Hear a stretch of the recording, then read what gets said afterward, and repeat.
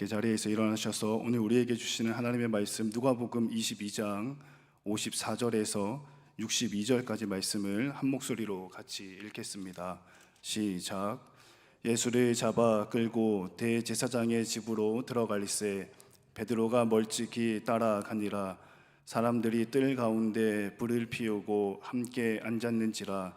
베드로도 그 가운데에 앉았더니 한 여종이 베드로의 불빛을 향하여 앉은 것을 보고 주목하여 이르되 이 사람도 그와 함께 있었느니라 하니, 베드로가 부인하여 이르되 이 여자여, 내가 그를 알지 못하노라 하더라.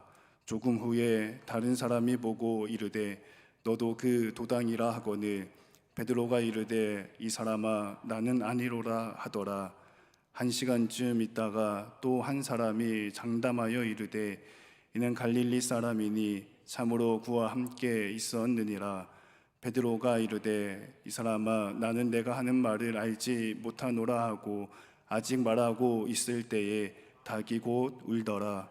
주께서 돌이켜 베드로를 보시니 베드로가 주의 말씀 곧 오늘 닭 울기 전에 내가 3번 나를 부인하리라 하심이 생각나서 밖에 나가서 심히 통곡하니라. 아멘. 여러분 반갑습니다. 우리 이창원 목사님께서 우리 청년들에게 힘도 주고 용기도 주는 말씀을 전해줬으면 좋겠다, 이렇게 말씀하셨습니다. 제가 설교를 하는데 대부분이 이제 교훈적인 설교를 하는데 제가 나름대로 간증한 적은 별로 없었습니다. 제가 1994년도에 우리 총회본부에 입사를 했었습니다. 그런 다음에 한 10년을 사역하다 보니까 제가 목사인지 회사원인지를 모르겠더라고요. 그래서 그때 이제 한참 제가 성경 공부를 하고 있었는데 갑자기 성경에서 본토 친척 아비집을 떠나라, 이게 딱 저한테 오는 거예요.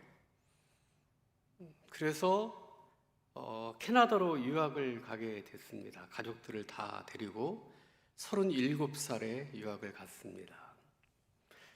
가는데 솔직히 말씀드려서 영어가 20%만 저한테 들려오는 거예요. 물론 뭐 쓰거나 뭐 읽거나 하는 데는 별 문제가 없었지만 이 들어야 되잖아요. 더군다나 리더십을 제가 공부를 했었는데 죽어도 안 들리더라고요. 20%. 근데 정말 엑기스는 20%에 있는데 저는 저 밑에 있는 20%만 알아듣는 거예요.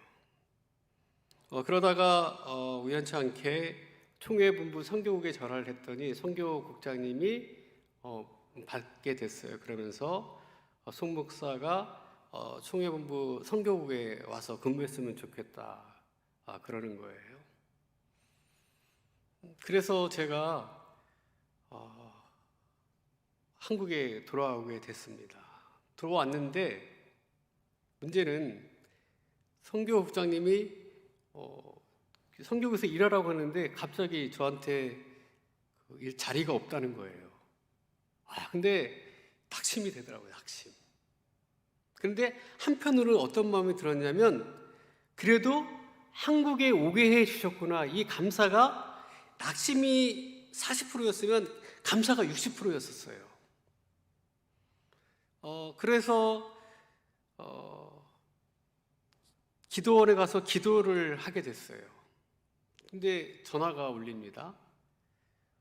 선교국에서 아르바이트 할 생각 없냐고. 제가 총회본부 10년 근무했고 선교국에 있는 국장위의 간사들, 직원들은 다 제 후배들인데 저보러 아르바이트 할 수 없냐고 그러는 거예요. 그때가 4년도였었거든요. 3년도, 4년도. 그때 하루에 3만 원씩 받고 이제 아르바이트를 했습니다. 그러다가 이제 간을 보는 거죠. 이 친구를 간사를 시켜줄까. 그러다가 이제 3개월이 지난 다음에 이제 정식으로 직원이 됐습니다. 근데 제가 또 어저께 이제 우리 이창원 목사님과 잠깐 얘기하다가 하나님께서는 우리 여러분들이 항상 여러분이 바른 길로 가는 게 아니잖아요. 실족도 많이 하고. 그런데 어떤 하나를 갖다가 이쁘게 보시잖아요. 그러면 그 이쁘게 보는 것을 계속 바라보시는 것 같습니다. 제가 불평보다도 그 시점에 감사가 앞서서 하나님이 저를 이렇게 이끌어 주셨구나 이런 생각을 갖게 됩니다. 제 자녀들이 이제 다 커서 큰애가 한국 나이로는 28살이고 둘째가 24살입니다. 근데 소위 세상적으로 개망신이 역할을 또 할 때가 많죠. 그런데도 자녀들이 가장 이뻤을 때를, 그 어렸을 때를 많이 그립고 그리워하고 있습니다. 오늘 주님께서 우리에게 주시는 본문 말씀은 여러분들도 잘 아시는 말씀입니다. 성경을 한 번이라도 읽어본 분 같으면 이게 제자들과 마지막 만찬을 마치신 후에 예수님께서 이제 감난산, 그러니까 겟세마네 동산에서 고뇌와 기도를 피땀을 흘리면서 기도하신 후에 어떤 현상이 일어나냐면 바로 잡히십니다. 그러니까 지금 이 시점부터가 어떻게 생각하면 예수님의 십자가의 고난의 이제 시작의 단계인 것입니다. 예수님이 예루살렘에 입성했을 때만 해도 많은 사람들이 메시아, 호산나 하면서 찬송하며 나갔던 것이에요. 그런데 예수님이 갈 때 제자들도 함께 거기서 예수님의 칭송을 듣는 것을 그들이 다 목도했거든요, 제자들도. 그런데 이 사람들이 왜 로마에서부터 해방되는 그걸 갖다가 예수님이 해 주실 것이라고 생각하는 정시적 시점으로 바라봤기 때문에 예수님을 그렇게 찬양했잖아요. 근데 결과는 그렇게 나오지 않았기 때문에 어떻게 됐습니까? 이제 이 사람들이 예수님을 죽이게 하는 것이잖아요. 그래서 예수님께서 잡혀가게 되는 것입니다. 그런 모습을 제자들이 봤을 것 아닙니까? 그래서 예수님의 그 모습을 보고서 두려움과 불안함이 떨쳐버릴 수가 없는 것이에요. 오늘 54절 말씀 보니까 멀찍이 따라가니라. 베드로가 멀찍이 따라간다고 해요. 여기서 멀찍이 따라간다는 의미는 뭐냐면 본인이 잡힐 것 같은 그 시점을 놓지 않기 위해서 달아날 구실을 만들기 위해서 멀찍이서 따라갔다고 얘기하고 있는 것입니다. 오늘 본문 속에서 베드로의 모습을 통해서 하나님께서 오늘 우리에게 어떤 교훈을 말씀해 주고자 하는지를 여러분과 함께 생각해 보도록 하겠습니다. 누가복음 22장 34절 보면 마지막 만찬을 나누던 다락방에 모인 예수님은 베드로에게 뭐라고 말씀하십니까? 베드로야, 내가 네게 말하니 오늘 닭 울기 전에 3번 나를 모른다고 부인하리라. 이렇게 주님께서 말씀하고 계십니다. 예수님께서 잡혀가시는 그 모습 속에는 베드로에게는 충격이었을 거예요. 이제 어떻게 살아가지? 이제 누구를 의지하고 살아가지? 두려움과 불안, 그로 인해서 모든 것이 낙심천만한 그 시점이 아니겠습니까? 그러면서 주님께서 그렇게 말씀하신 거예요. 너가 나를 3번 부인한다고 이렇게 말씀하신 겁니다. 62절에 보면 심히 통곡하니라 라고 베드로는 통곡을 합니다.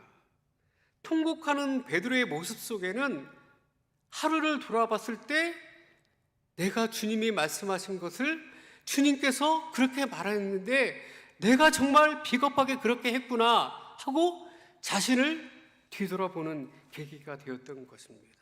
그러면서 그저 눈물만 흘리고 부끄러움을 통고만 하는 것이 아니라 이제 남은 생애를 예수님과 함께 주님의 복음 사역을 위해서 순교하는 자리로까지 나아가는 위대한 결단의 시간이라고 생각할 수 있는 것입니다. 시편 37편 24절에 보면 그는 넘어지나 아주 엎드러지지 아니함은 여호와께서 그의 손으로 붙드심이로다. 이렇게 말씀하고 있습니다. 베드로의 통곡은 순간 감정으로서 통곡뿐만이 아니라 이제 하나님께서 베드로의 손을 붙잡아 주시고 멀찍이 따르는 베드로를 향해서 다시 일으켜 주시는 하나님의 은혜가 거기에 있다는 것입니다. 이처럼 우리 삶 가운데는 우리를 일으켜 주시는 하나님의 은혜가 항상 공존하고 있다는 것입니다. 그러면 우리 삶 가운데서 우리를 일으켜 주시는 하나님의 은혜의 손길에 대해서 한번 생각해 볼까요? 첫째로 닭 울음소리입니다. 가룟 유다도 예수님과 같이 베드로와 같이 둘 다 배신한다는 경고를 받았습니다.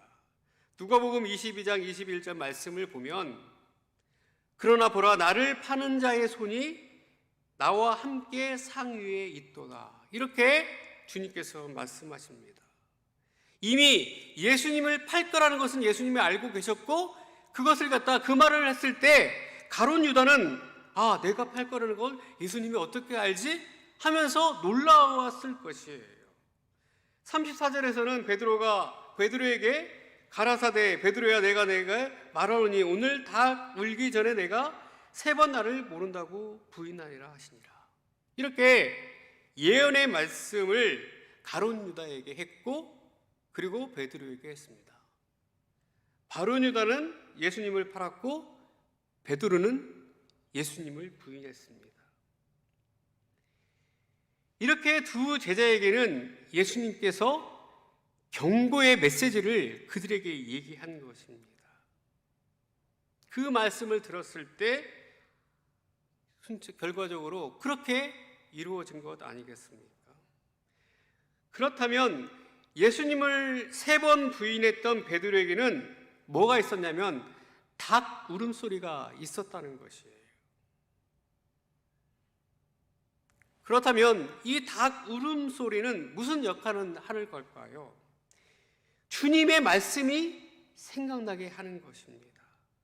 멀찌감치 떨어져서 불안하고 두려움에서 예수님의 뒤를 쫓아갔던 자신의 행동을 바라보면서 닭 울음소리가 그때서야 후회하고 나가는 베드로의 모습을 보게 됩니다. 오늘날 이제 자동차를 보면은 어떻습니까? 자동차의 타이어가 이제 바람이 빠지거나 그리고 그 엔진 오일이 좀 부족하다 하면 그리고 창문이 열린다거나 그러면 뭐가 되냐면 경고음이 들립니다. 그렇잖아요? 그리고 요즘 우리나라에서는 코로나 환자가 발생하면 핸드폰으로 어느 지역에서 코로나 환자가 발생했으니까 그곳에 갔던 사람들은 검사를 받으십시오라는 문자가 뜹니다. 나 거기 갔었는데 그러면 어떻게 해요? 가서 검사를 받는 거죠. 그래서 내가 그 옆에 있는데 나는 괜찮구나 안심을 하게 되는 거잖아요. 이처럼 우리 생활 가운데서도 잘못된 부분에 대해서 경고음이 주어지는 시스템이 지금 시대에는 아주 잘 되어 있습니다. 그렇다면 우리의 삶 가운데서도 영적 경고에 대해서는 우리가 어떻게 따르고 어떻게 여러분은 받아들이고 있습니까? 하나님을 믿는 자녀들에게 있어서 항상 하나님을 믿는 자녀들이 항상 바른 길로 가는 것이 아닙니다. 인간은 연약한 존재이기 때문에 혹 다른 길로 갈 수가 있는 것이에요. 하나님의 주권 안에 있는 믿음의 자녀들은 그렇지만 하나님께서는 늘 붙잡고 계신다고 성경은 우리에게 말씀하고 있는 것입니다. 그리고 그 말씀 가운데서 하나님께서는 오늘도 우리에게 말씀하시고 그리고 위태함에 대해서 우리에게 경고를 보내주시는 것이에요. 베드로에게는 그 경고가 닭 울음소리였다는 것이에요. 제 얘기를 하나 해드리겠습니다. 저에게는 딸 하나하고 아들 하나가 있습니다. 근데 제가 낳은 자식이지만 이 둘이 성향이 아주 다릅니다. 딸은 뭔가 이성적이고 객관적이고 그래서 생각도 많이 하고 모든 일에 대해서 되게 신중합니다. 그런데 아들은 굉장히 주관적이에요. 이게 이 공부 머리보다는 이게 뛰어노는 놀이 이런 걸 좋아하고 그래요. 근데 미국에서는 아이들이 고등학교 2학년 정도만 되면 이제 차를 운전을 하게 됩니다. 왜냐면 학교들이 멀기 때문에.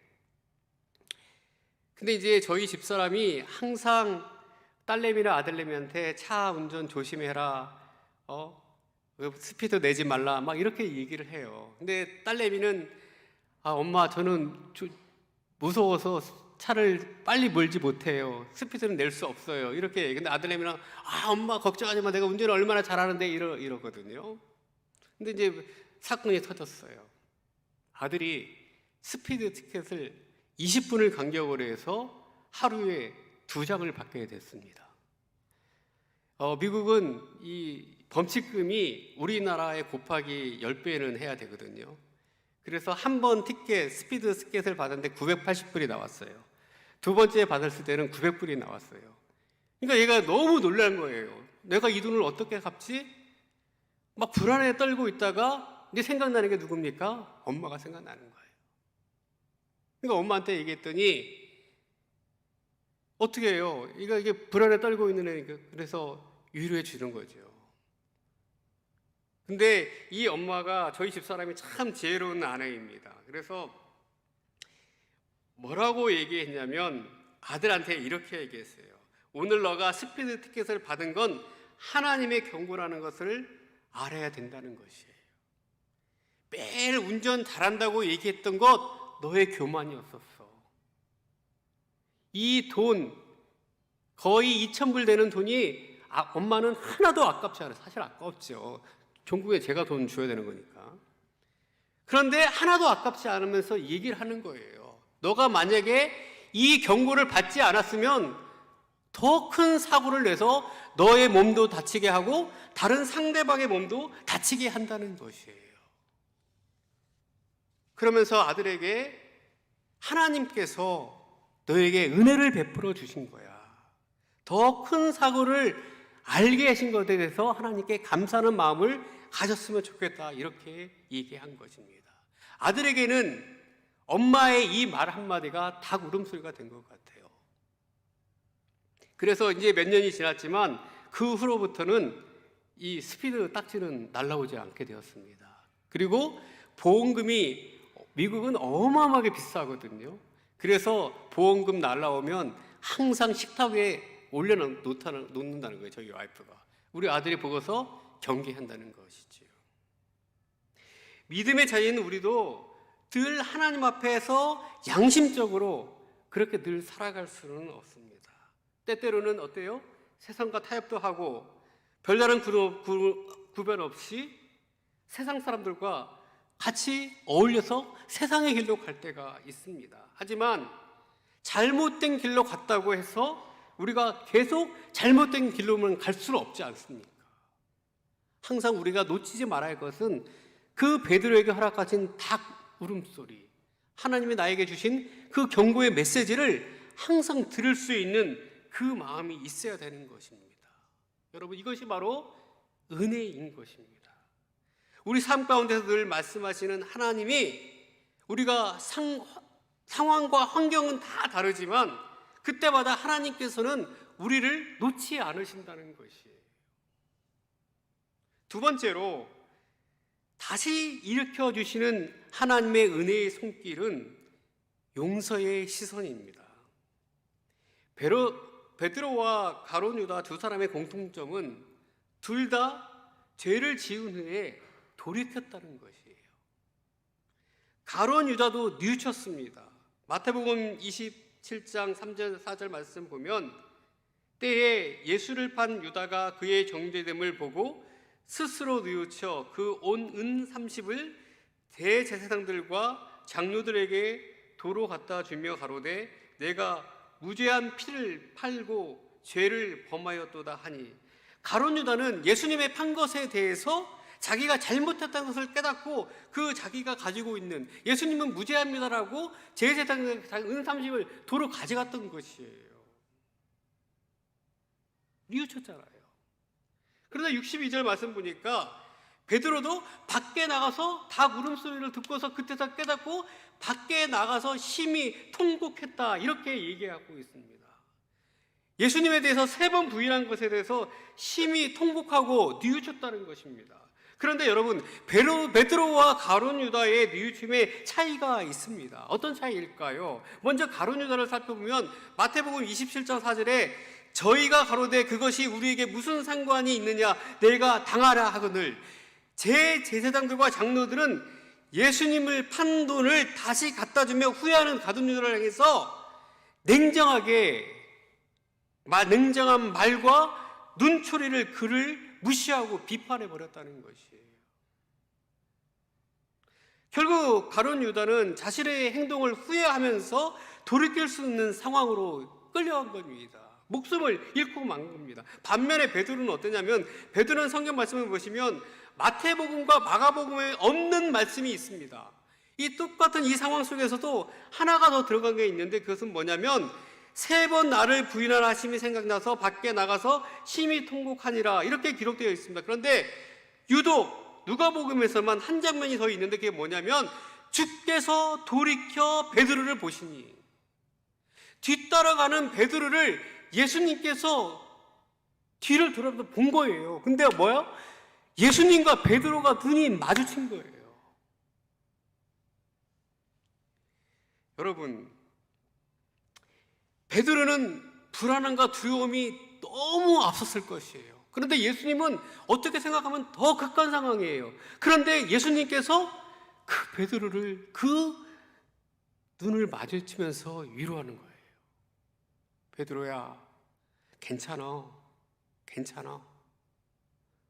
넌 잘할 거야. 그 사인, 베드로는 그것을 놓치지 않았다는 것이에요. 그러면서 항상 베드로는 어떤 생각을 가졌을까요? 주님과의 눈을 마주쳤을 때 주님께서 그 안에서 베드로야, 괜찮아? 너는 잘할 수 있을 거야.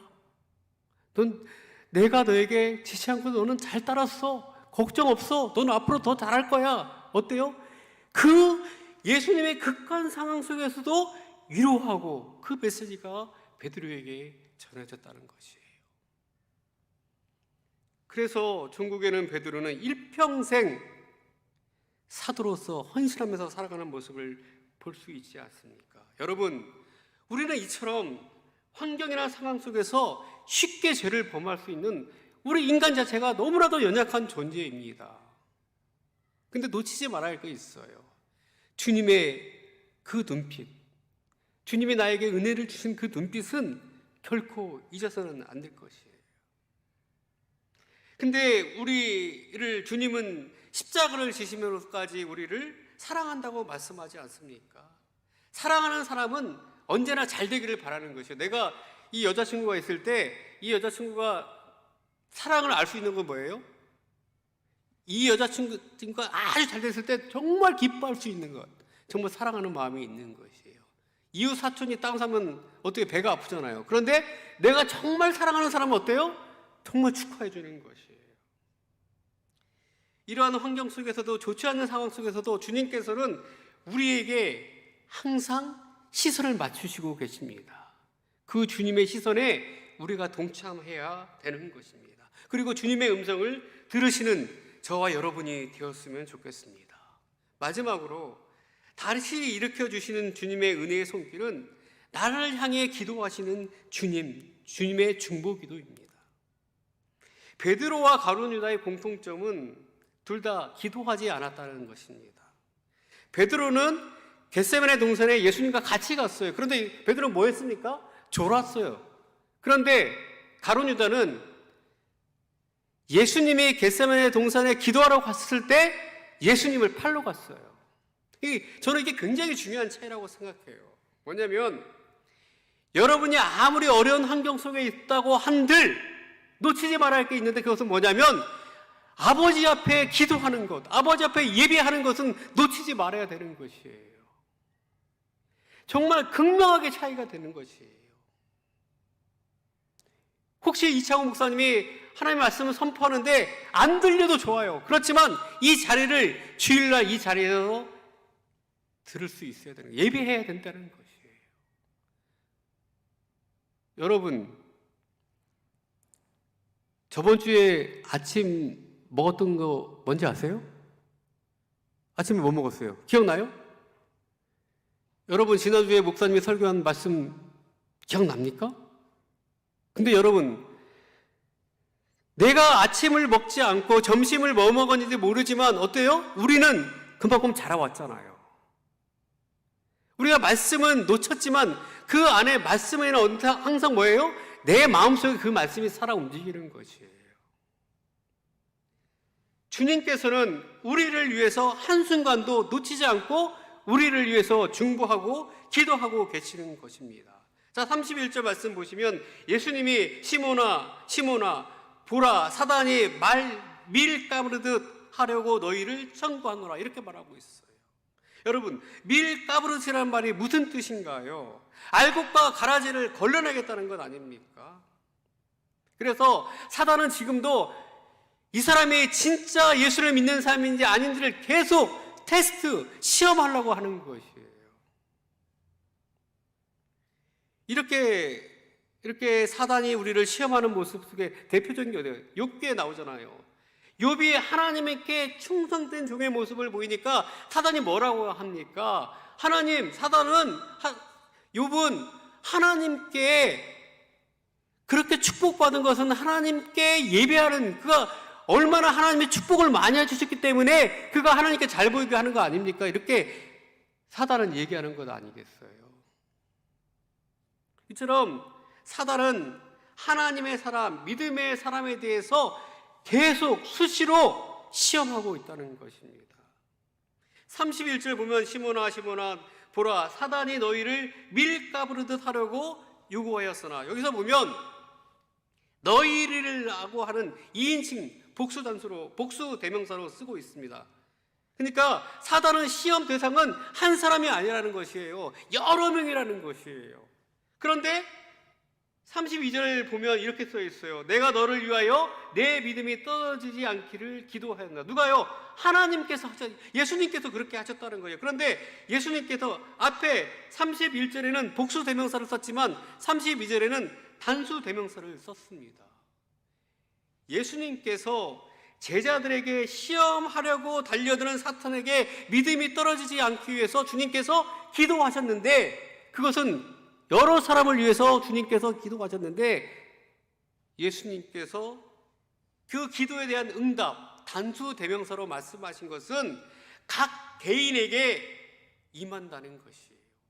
하나님께서, 주님께서 그 기도에 대한 응답은 각 개인에게 허락해 주셨다는 것입니다. 여러분, 기도가 무엇입니까? 내가 원하는 바를 하나님으로부터 얻기 위해서 간구하는 것 기도입니까? 기도는 알라딘의 램품처럼 소원을 이루게 해달라고 하는 행위가 기도입니까? 아니라는 것이에요. 기도는 우리의 고집과 뜻을 내려놓고 하나님의 뜻에 부합되게 살아갈 수 있도록 하나님께 구한다는 것이에요. 여러분, 기도 응답 내가 기도를 했어요. 응답받지 않는다고 하나님 이럴 수 있습니까? 따집니까? 아주 쉬운 예가 있습니다.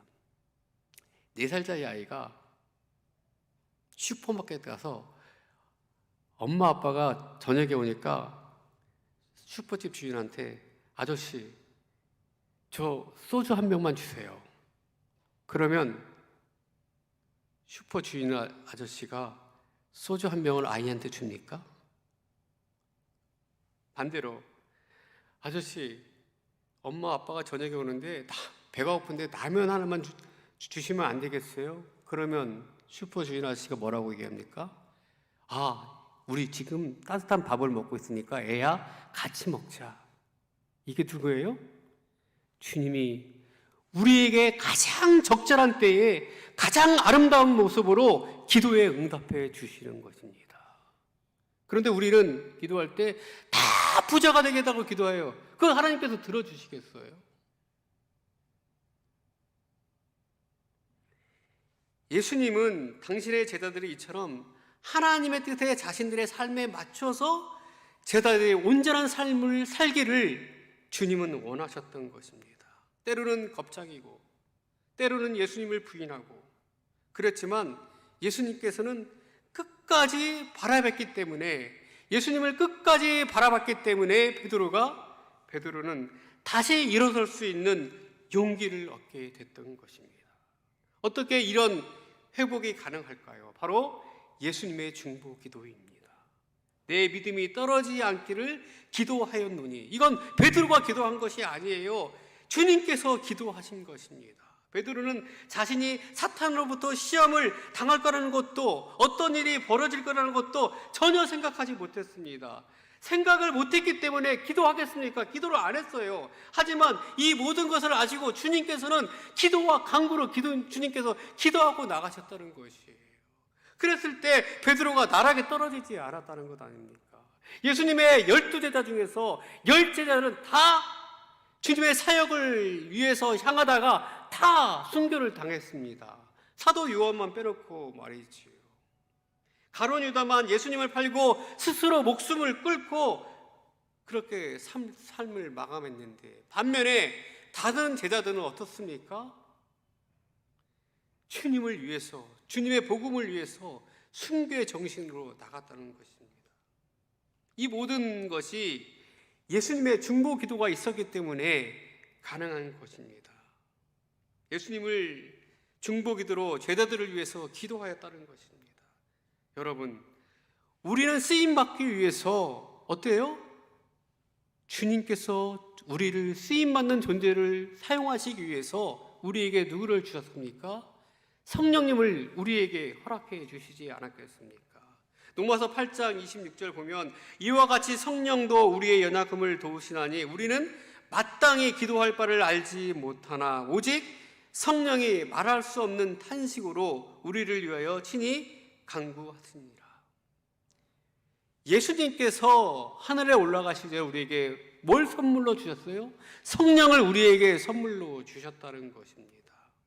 우리는 예수님의 제자입니다. 그러기에 우리는 예수님처럼 우리 또한 중보 기도자가 되어야 된다는 것입니다. 제가 대학부 청년부 다닐 때 가장 은혜스러운 것 하나가 뭐였냐면, 저희는 예배가 끝나면 다 모여요. 모여서 기도 제목이, 그때 이제 사람이 많지 않았기 때문에 기도 제목을 갖다가 다 나눕니다. 기도 제목을 다 나눠가지고 그 기도 제목을 갖다가 다 써가지고 다 흩어져요. 흩어져가지고 기도하는 거예요.